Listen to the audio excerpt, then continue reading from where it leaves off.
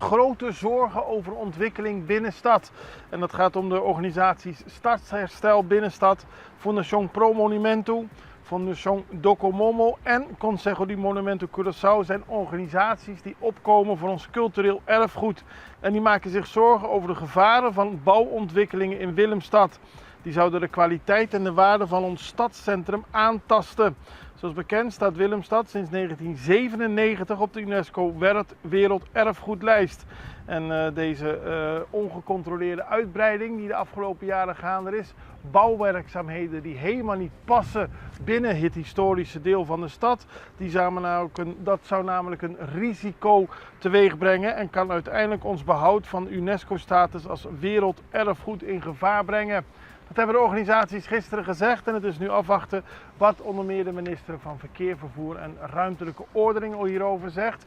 En in hoeverre hij rekening houdt met